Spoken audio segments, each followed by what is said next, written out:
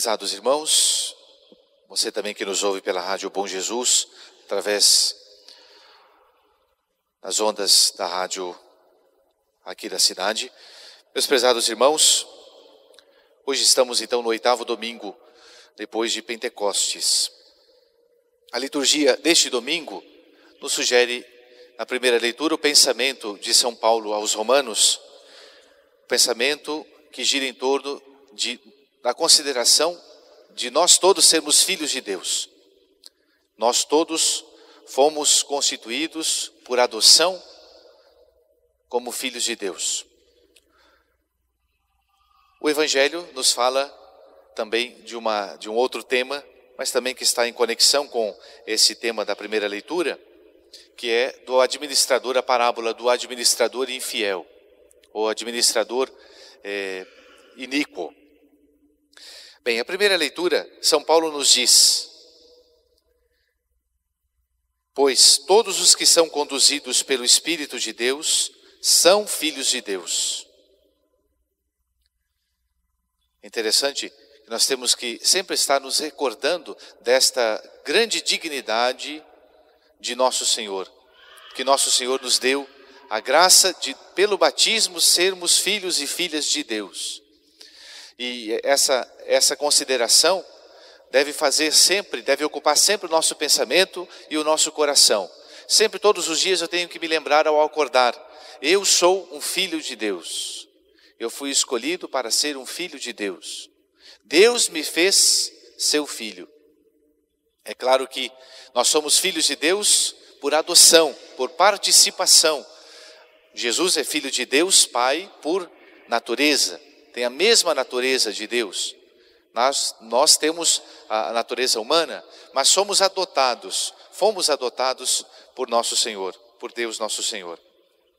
Interessante que São Paulo coloca depois, além de nós termos essa qualidade imensa de sermos filhos de Deus, nós temos que agir, nós temos que conduzir a nossa vida conforme o Espírito de Deus. E muitas vezes nós entendemos, encontramos dentro de nós uma verdadeira luta, porque se de um lado nós somos filhos de Deus, recebemos essa qualidade no batismo, por outro lado nós muitas vezes sentimos algo oposto a sermos filhos de Deus. É o que São Paulo fala alguns versículos antes dessa passagem aos Romanos. Ele diz assim: não entendo absolutamente o que faço, pois não faço o que quero, faço o que aborreço. Não faço o bem que quereria, mas o mal que não quero. Então ele, que era um filho de Deus, percebe dentro de si algo que lhe impulsiona para o mal, que não é o agir dos filhos de Deus. Em outra passagem ele diz assim: sinto, porém, nos meus membros outra lei, que luta contra a lei do meu espírito, e me prende à lei do pecado, que está nos meus membros. Como pode isso? De um lado nós somos filhos de Deus, mas por outro, nós temos uma inclinação para agir contra o Espírito que nos faz filhos de Deus. Exatamente isso. Dentro de nós existe uma luta, uma batalha espiritual. Uma batalha muito maior do que essas guerras modernas, com toda a artilharia moderna. Uma batalha no mundo espiritual, em que nós muitas vezes nos encontramos numa encruzilhada de fazermos a vontade de Deus ou de fazermos a nossa própria vontade. E nós somos fracos. Como São Paulo sentia isso, nós também sentimos. Mas o que faremos? Temos que contar com a graça de Deus. Na própria passagem, nesse próprio capítulo 8º de São Paulo aos Romanos, ele diz assim: outro sim, o Espírito vem em auxílio à nossa fraqueza. Olha que bonito isso. Nós somos fracos, mas é o Espírito Santo, é o Espírito de Deus, que vem em auxílio da nossa fraqueza para que a gente não faça aquilo que Deus aborrece. Então esse pensamento na primeira leitura deve fazer com que nós compreendamos bem. Uma coisa é nós sentirmos a tentação, a inclinação para o mal. para a ira, para o ódio, para a inveja, para a sensualidade, para a preguiça, mas outra é exatamente a graça que nosso Senhor nos dá para vencermos isso. E é claro, para que nós consigamos essa graça, é indispensável a oração. Temos que rezar, temos que dobrar o nosso joelho no chão. O homem se torna forte quando se inclina diante de Deus. Já do evangelho de hoje, nós vemos aqui uma parábola, uma história em que Jesus conta, que não necessariamente aconteceu na vida real, apenas nosso Senhor quer nos dar uma lição, e portanto, nessa parábola, nosso Senhor nos dá algumas lições importantes. Nós já lembramos, não vou repetir a parábola, daquele administrador, vamos dizer assim, daquele gerente daquela fazenda, que produzia lá azeite, que produzia trigo, e aquele gerente, ele era uma espécie de, fazia parte da Lava Jato. Às vezes a gente pensa que a Lava Jato é constatada só hoje, né? Mas não é não, a Lava Jato é de muito antiga, hein? Esse gerente, esse feitor já pertencia à Lava Jato. Bem, o fato é que ele foi constatado como roubando, como defraudando, como desviando, como tendo um caixa 2 aí desse senhor da fazenda. O senhor da fazenda ficou sabendo, chamou-o e disse: olha, você vai ter que prestar conta da tua administração, porque eu estou sabendo que você está roubando. E aquele homem levou um susto imenso, porque pelo que a parábola fala, ele não era diligente, ele não era dedicado. Ele roubava e levava uma boa vida, ele era leviano. E então ele levou um susto, não esperava aquilo. Vamos fazer uma pausa aqui e vamos aplicar para nós a parábola neste momento a nós. Muitas vezes Deus faz com que a gente leve alguns sustos na vida para que a gente possa ponderar as coisas melhor e voltar e se arrepender dos nossos pecados. Às vezes a morte de um parente, às vezes um acidente, às vezes um infortúnio, um desemprego, uma doença, enfim, alguma coisa que faz com que a gente caia em si. É um susto que a gente leva. Deus muitas vezes nos dá alguns sustos para que a gente acorde. Mas esse homem, esse feitor, ele não acordou. O que ele pensou? Agora eu vou ser despedido. Fui apanhado roubando. Para eu pedir para os outros depois mendigar, eu tenho vergonha. E aliás, para o judeu, o fato de a pessoa ser rica e depois mendigar era uma desgraça imensa.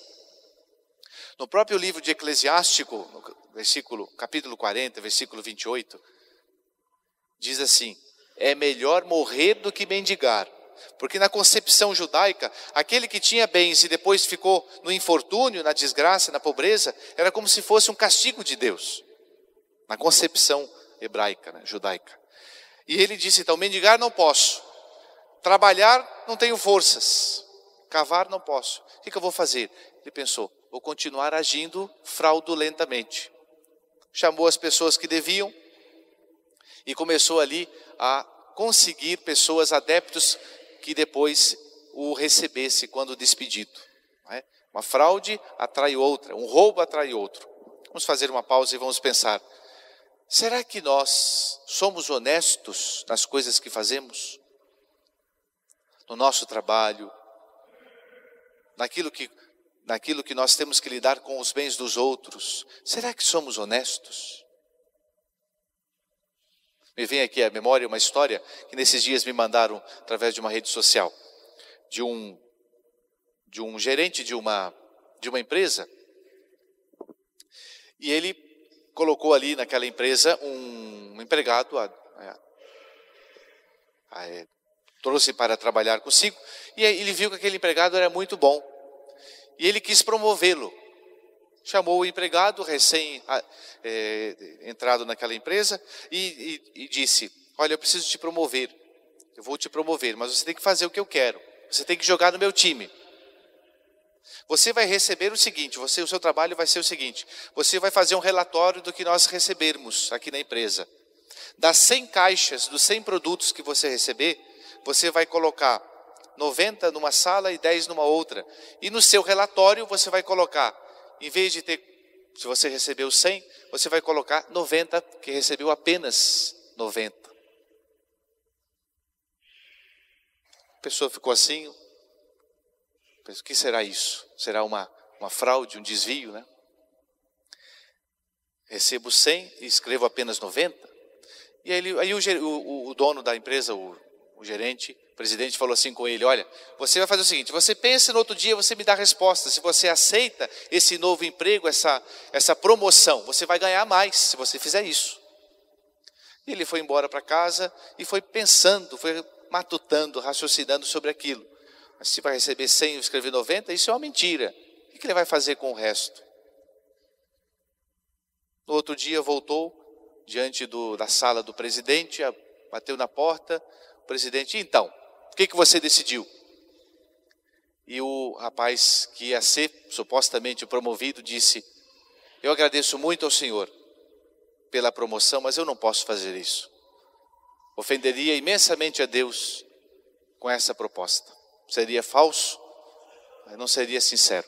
Mentiria e faria uma fraude. E o presidente olhou para ele, ficou orgulhoso e disse: você foi a única pessoa que foi honesto.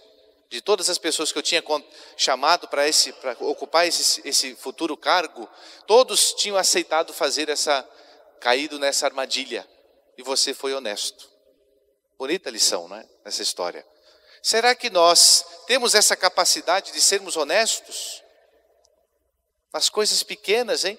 Porque os grandes ladrões começam a roubar nas coisas pequenas, a serem desonestos no pouco. O próprio Jesus disse que quem for fiel no pouco vai ser no muito. Então, é interessante isso. Me lembro agora uma outra história, já termino, de um rapaz, até acho que foi noticiado alguns anos atrás esse fato. Um rapazinho pequeno, um adolescente, viu cair de um porta-malas de um carro uma bolsa. Ele pegou aquela bolsa e aí foi até a delegacia e devolveu ali aquela bolsa. E o dono, percebendo que tinha perdido a bolsa ao cair do porta-malas do carro, então foi até as autoridades, falou e depois achou na própria delegacia da cidade essa bolsa que aquele rapazinho pequeno tinha devolvido, não tinha pego. E ali tinha várias coisas de valor, joias, dinheiro, etc. Interessante que isso foi colocado e noticiado até mesmo nos noticiários, né, das televisões. Por quê? Porque é raro acontecer uma honestidade. Hoje em dia quem é honesto é raríssimo. Então, sejamos honestos. Uma lição desse evangelho é a honestidade. Não é? Nós temos que ser honestos. E é claro, uma outra lição que nosso Senhor dá, e a conclusão da parábola é exatamente essa. Jesus não está elogiando a fraude, não é? A sagacidade, a questão do roubo ali daquele feitor, mas da sagacidade, da inteligência daquele homem em procurar se safar daquela situação. E ele conclui: é preciso que nós também tenhamos essa esperteza. Uma outra passagem, Jesus explica a mesma coisa numa frase simples, dizendo: nós temos que ser simples como as pombas, a honestidade, mas argutos, espertos, prudentes como as serpentes. Então, peçamos a Nosso Senhor nesse domingo, que nós possamos agir como filhos de Deus, como São Paulo nos sugere. E por outro lado, sermos honestos. O agir como filhos de Deus nos leva a ser honestos mesmo nas coisas pequenas. Não vamos ganhar nada quando nós tiramos o que não é nosso. Muito pelo contrário, vamos baixar a nossa consciência diante de Deus. Louvado seja nosso Senhor Jesus Cristo. Para sempre seja louvado.